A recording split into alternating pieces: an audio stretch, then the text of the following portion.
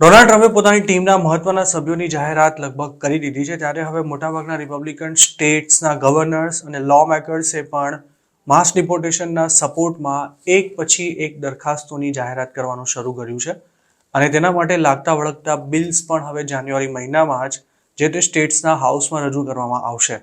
જે દરખાસ્તો Republican states દ્વારા રજૂ કરવામાં આવી રહી છે તેમાં લોકલ પોલીસ ઓફિસર્સને ઇલીગલી રહેતા લોકોને અરેસ્ટ કરવાની સત્તા આપવાનો પણ સમાવેશ થાય છે. ટેક્સાસ જેવા અમુક રાજ્યો અંગેના નિયમને લાગુ કરવાની તૈયારી શરૂ કરી ચૂક્યા છે અને બીજા રિપબ્લિકન સ્ટેટ્સ પણ આ મામલે ટેક્સાસના જ પગલે ચાલી રહ્યા છે. આ સિવાય જે પણ અનડોક્યુમેન્ટેડ ઇમિગ્રન્ટ ગમે તે ગુનામાં અરેસ્ટ થાય તો તેના ઇમિગ્રેશન સ્ટેટસની માહિતી આઈસ સાથે શેર કરવાની પણ લોકલ પોલીસને ફરજ પાડવામાં આવશે. ડોનાલ્ડ ટ્રમ્પે ભલે સ્ટેટ્સને આવા કોઈ પગલાં લેવા માટે સત્તાવાર રીતે કશું ન જણાવ્યું હોય, પરંતુ રિપબ્લિકન સ્ટેટ્સ ટ્રમ્પની ઇમિગ્રેશન પોલિસીને ધ્યાનમાં રાખી માસ ડિપોર્ટેશનમાં મદદરૂપ થવા પોતાનાથી થાય તેટલા પ્રયાસો કરવાના મૂડમાં છે, જેનું મુખ્ય કારણ પોલિટિકલ માઇલેજ પણ છે. મિસોરીના સ્ટેટ સેનેટર કર્ટિસ ટ્રેન્ટે હાલમાં જ આ અંગેની એક દરખાસ્ત રજૂ કરી હતી અને આ મામલે મીડિયા સાથે વાત કરતા તેમણે એવું નિવેદન આપ્યું હતું કે મિસોરીમાં રહેતા દરેક અનડોક્યુમેન્ટેડ ઇમિગ્રન્ટ્સને પકડીને નજીકના પોર્ટ ઓફ ડિપોર્ટેશનમાં શિફ્ટ કરી દેવામાં આવશે. મિઝોરીના સેનેટરે તો અનડોક્યુમેન્ટેડ લોકોને improper entry by an alien નામના નવા સ્ટેટ ક્રાઇમ હેઠળ સ્ટેટ પોલીસને અનડોક્યુમેન્ટેડ ઇમિગ્રન્ટ્સને પકડવાની સત્તા પણ આપવાની વાત કરી છે. આ કાયદા હેઠળ અરેસ્ટ થયેલા અનડોક્યુમેન્ટેડ ઇમિગ્રન્ટને $1,00,000 સુધીનો દંડ પણ થઈ શકે છે. આ સિવાય મિઝોરીના જ અન્ય એક સેનેટર ડેવિડ ગ્રેગરીએ પણ હજુ થોડા દિવસો પહેલા જ ઇલીગલ એલિયનની માહિતી આપનારાને $1,000નું ઇનામ આપવા અંગેનો કાયદો લાવવા માટે દરખાસ્ત રજૂ કરી હતી.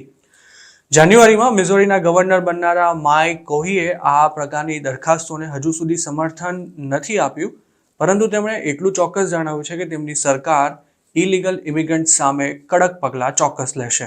અમેરિકામાં રિપબ્લિકન નેતાઓ સાથે સાથે હવે લોકોમાં પણ અનડોક્યુમેન્ટેડ ઇમિગ્રન્ટ સામે અણગમો વધી રહ્યો છે. એસોસિએટેડ પ્રેસ દ્વારા કરાયેલા વોટ કાસ્ટ નામના સર્વેમાં ભાગ લેનારા 1.20 લાખ અમેરિકન્સમાંથી 40% લોકોએ માસ ડિપોર્ટેશનને સપોર્ટ કર્યો હતો.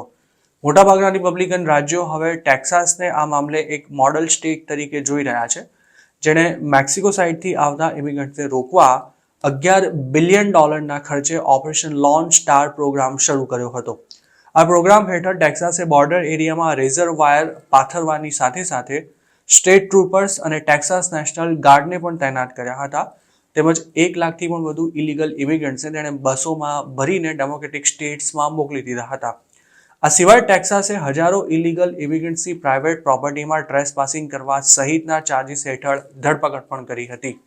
ત્યારબાદ આયોવા, લ્યુઝિયાના તેમજ ઓક્લાહોમ જેવા સ્ટેટ્સે પણ સ્થાનિક પોલીસને અનડોક્યુમેન્ટેડ લોકોને અરેસ્ટ કરવાની સત્તા આપી હતી. ટ્રમ્પની જીત થયા બાદ ઓક્લાહોમના ગવર્નરે તો એવી પણ જાહેરાત કરી હતી કે હાલ સ્ટેટની જેલોમાં બંધ 500 જેટલા ઇમિગ્રન્ટ્સને ડિપોર્ટ કરવામાં આવશે. એરિઝોનાના વોટર્સ હજુ ગયા મહિને જ થયેલા વોટિંગમાં લોકલ પોલીસને મેક્સિકો સાઇડથી આવતા ઇલીગલ ઇમિગ્રન્ટ્સને અરેસ્ટ કરવાની સત્તા આપતી દરખાસ્તને મંજૂરી આપી હતી. આ સિવાય અન્ય રિપબ્લિકન સ્ટેટ્સ પણ લોકલ પોલીસ અને ફેડરલ ઇમિગ્રેશન ઓફિસર્સ સાથે સંકલન વધારવાના પ્રયાસો કરી રહ્યા છે. ઉટાના ગવર્નર સ્પેન્સર કોક્સે હાલમાં જ જાહેરાત કરી હતી કે સ્ટેટમાં રહેતા અનડોક્યુમેન્ટેડ ઇમિગ્રન્ટ્સને આઈડેન્ટિફાઈ કરી તેની માહિતી ફેડરલ ઓથોરિટીને અપાશે, જેથી તેમને તુરંત જ ડિપોર્ટ કરી શકાય. જોર્જિયાએ પણ 2024માં જ એક લો બનાવ્યો હતો, જેમાં સ્ટેટની તમામ જેલની ઓથોરિટીને કેદીઓના ઇમિગ્રેશન સ્ટેટસ ચેક કરી તેની ઇમિગ્રેશન વિભાગને જાણ કરવાની સત્તા આપતો કાયદો બનાવવામાં આવ્યો હતો. યુનિવર્સિટી ઓફ જોર્જિયામાં એક સ્ટુડન્ટની અનડોક્યુમેન્ટેડ ઇમિગ્રન્ટ દ્વારા હત્યા કરી દેવાયા બાદ આ કાયદો લવાયો હતો. નોર્થ કેરોલાઇનામાં પણ આઈસના કહેવા પર કોઈ કેદીને લોકલ પોલીસ દ્વારા અટકાયતમાં રાખવા સામે ગવર્નર રોય કૂપરે જે પ્રયાસ કર્યા હતા તેના પર રિપબ્લિકન્સની બહુમતી ધરાવતી લેજિસ્લેચરે બ્રેક લગાવી દીધી હતી. જે ડેમોક્રેટિક સ્ટેટ્સમાં રિપબ્લિકન્સ મજબૂત છે, ત્યાં પણ હવે ડેમોક્રેટિક ગવર્નર્સ માટે ઇલીગલ ઇમિગ્રન્ટ્સને પ્રોટેક્ટ કરવા મુશ્કેલ થઈ રહ્યું છે. કન્સાસના ડેમોક્રેટિક ગવર્નર લોરા કેલીએ હાલમાં જ એવું કહ્યું હતું કે અમેરિકામાં ઇલીગલી રહેતો કોઈ વ્યક્તિ જો ક્રાઇમ કરે તો તેને ડિપોર્ટ કરવો જોઈએ, પરંતુ પોતે ફેડરલ ઇમિગ્રેશન લોનું પાલન કરાવવા નેશનલ ગાર્ડ્સને નહીં જોતરે તેવી સ્પષ્ટતા પણ તેમણે કરી હતી. રિપબ્લિકન લેડ લેજિસ્લેચરનો સામનો કરી રહેલા ડેમોક્રેટિક સ્ટેટ વિસ્કોન્સિનના ગવર્નર ટોની એવર્સે એવું નિવેદન આપ્યું હતું કે અનડોક્યુમેન્ટેડ ઇમિગ્રન્ટ્સ ઇકોનોમીનો એક મહત્વનો ભાગ છે અને તેમને ડિપોર્ટ થતા અટકાવવા પોતાની સરકાર દરેક પ્રયાસ કરશે. ડેમોક્રેટિક સ્ટેટ્સ આઈસ દ્વારા અનડોક્યુમેન્ટેડ ઇમિગ્રન્ટ સામે થનારી કાર્યવાહી તેમજ રેડ પર સખ્ત નિયંત્રણો મૂકવા માંગે છે. આ જ કવાયત તેમણે 2017માં ડોનાલ્ડ ટ્રમ્પ પ્રેસિડેન્ટ બન્યા ત્યારે પણ કરી હતી. તો બીજી તરફ રિપબ્લિકન સ્ટેટ્સ પોતાની જ પોલીસને અનડોક્યુમેન્ટેડ લોકો સામે કાર્યવાહી કરવાની સત્તા આપવા માંગતા હોવાથી આ સ્ટેટ્સમાં આઈસની કોઈ પણ કાર્યવાહી ઘણી સરળ રહેશે અને તેના કારણે અનડોક્યુમેન્ટેડ ઇમિગ્રન્ટ્સમાં ભયનો માહોલ પણ સર્જાઈ શકે છે.